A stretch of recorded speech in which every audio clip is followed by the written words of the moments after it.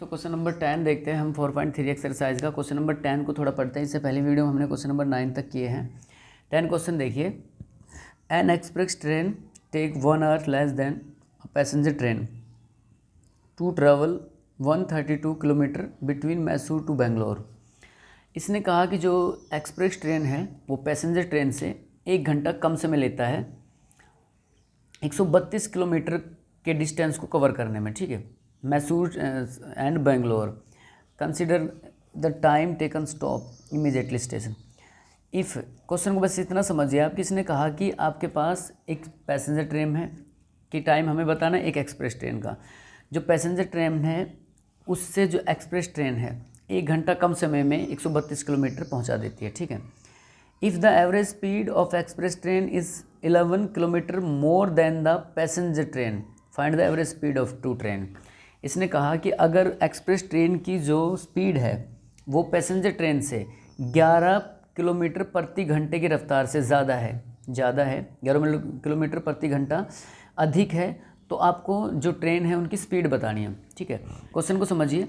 Express train जो है 1 घंटा कम समय लेती है पैसेंजर ट्रेन से, तो हम लेट करते हैं। पहले हमने क्वेश्चन नंबर 10 है, इसमें लेट किया। Let average speed of passenger train, हमने लेट किया average speed of passenger train है x किलोमीटर पर आवर। हमने माना कि जो पैसेंजर ट्रेन है उसकी स्पीड जो है, एवरेज स्पीड जो है x किलोमीटर प्रति घंटा है। ठीक है। अब जो एक्सप्रेस ट्रेन है उसकी स्पीड इससे 11 किलोमीटर प्रति घंटा ज़्यादा है, तो हम क्या लिखेंगे? Express train average speed of express train 11 घंटे अधिक है तो x + 11 किलोमीटर पर आवर। ठीक है, तो एक्सप्रेस ट्रेन जो है उसकी स्पीड क्या है? 11 किलोमीटर अधिक प्रति घंटा अधिक है पैसेंजर ट्रेन से। टाइम जो लेता है, टाइम जो है time, distance into speed, distance upon speed. Distance 132, speed है देखिए दो। अब हमारे पास दो टाइम, फर्स्ट केस का टाइम जो है हमें टाइम यहीं बताना था, चलो मैं यहाँ लिख देता हूँ।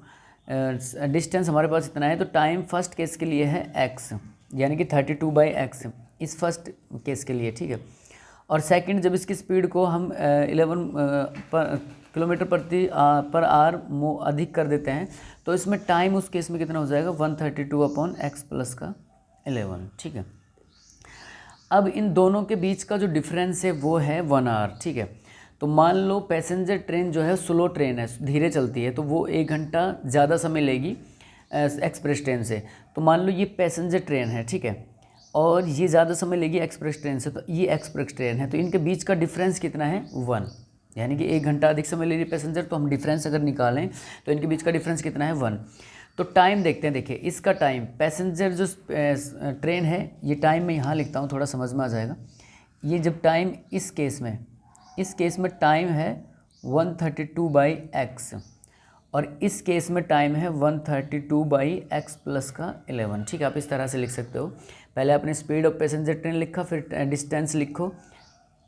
ठीक है, या मैं इसको आपको यहाँ नीचे फिर अच्छे से बताता हूँ थोड़ा। लेट हमने स्पीड को लिखा, लेट फिर से average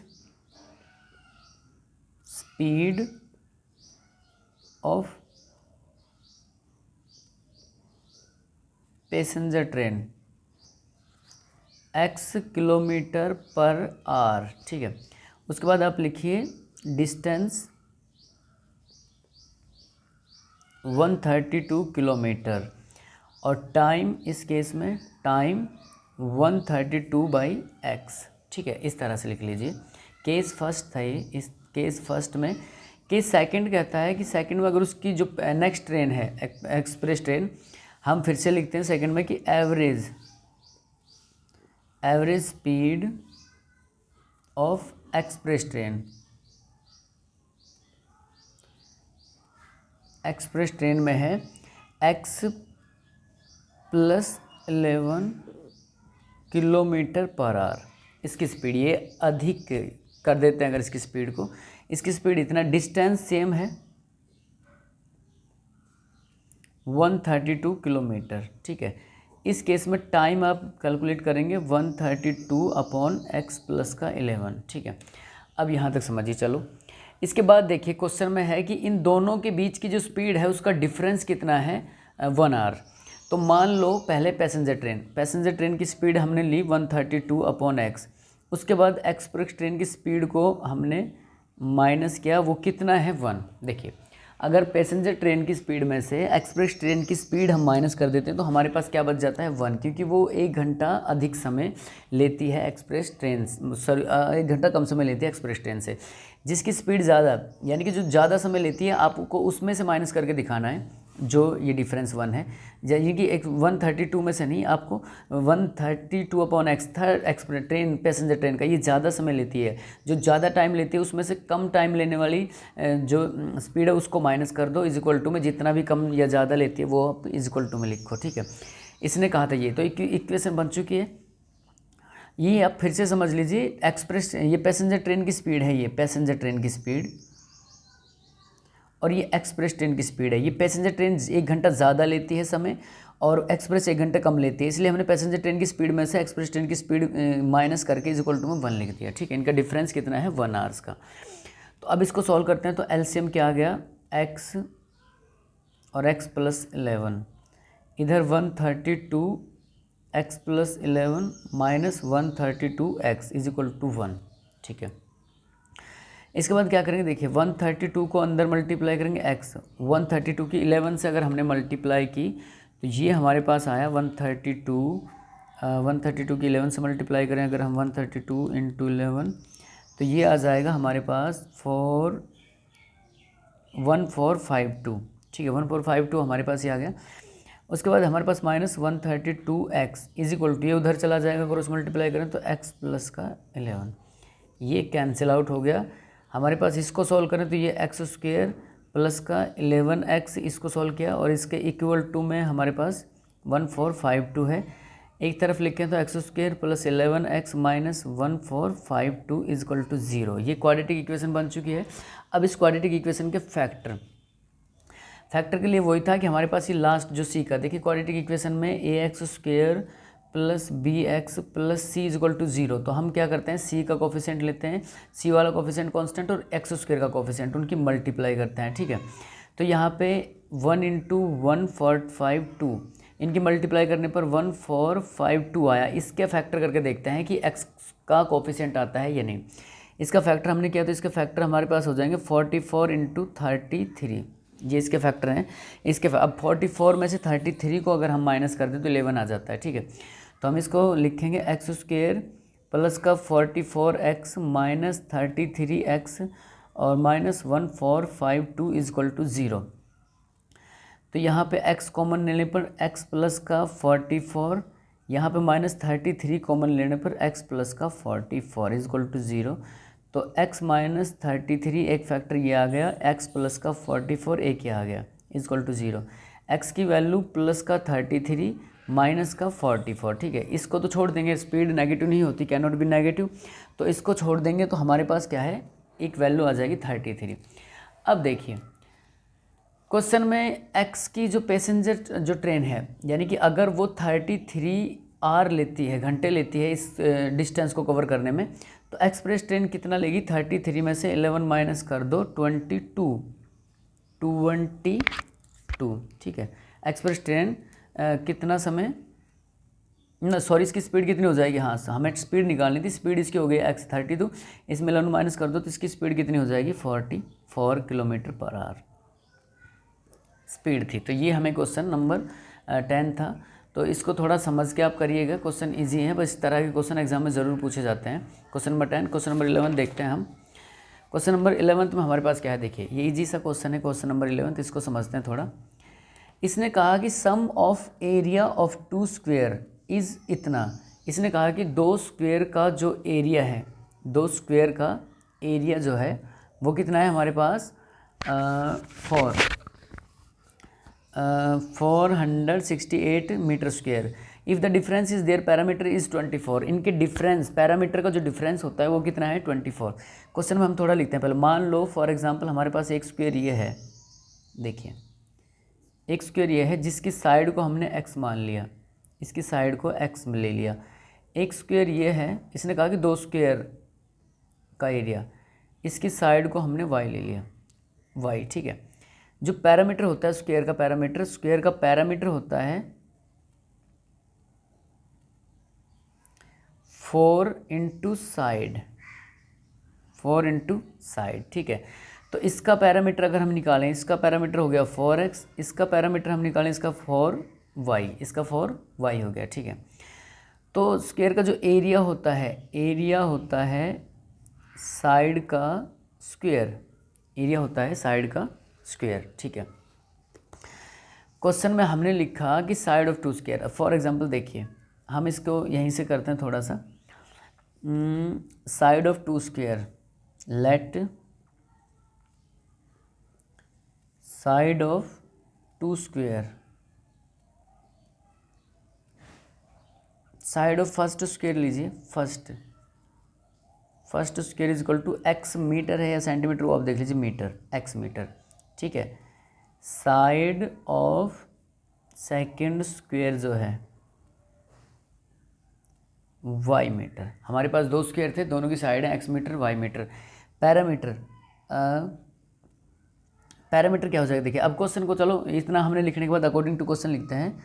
according to question,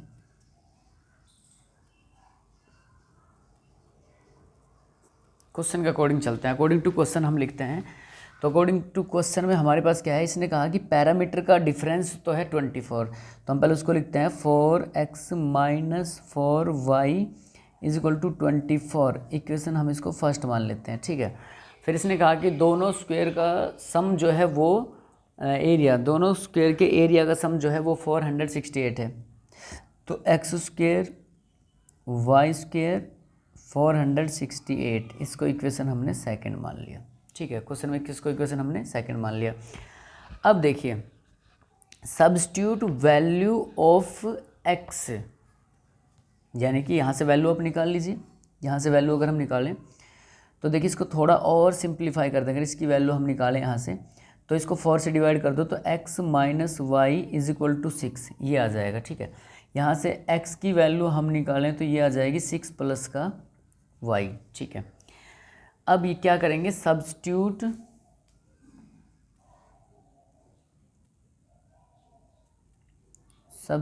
value of x in equation second,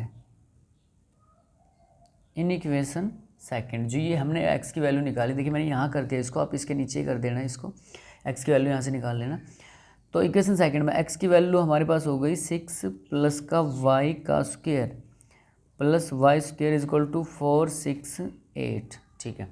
ये आइडेंटिटी इसको सॉल्व करेंगे तो a प्लस बी का होल स्क्वायर की आइडेंटिटी है, a स्क्वायर यानी 36, b स्क्वायर यानी वाई स्क्वायर और 2ab यानी कि 12y plus y square is equal to 468। तो यहाँ 2y स्क्वायर प्लस का 12y is equal to 468 minus 36 minus कर दें तो 2y square plus 12y is equal to, यहाँ पे हमारे पास 8 में से 6 माइनस करें 2, 3, तो ये आ गया 432।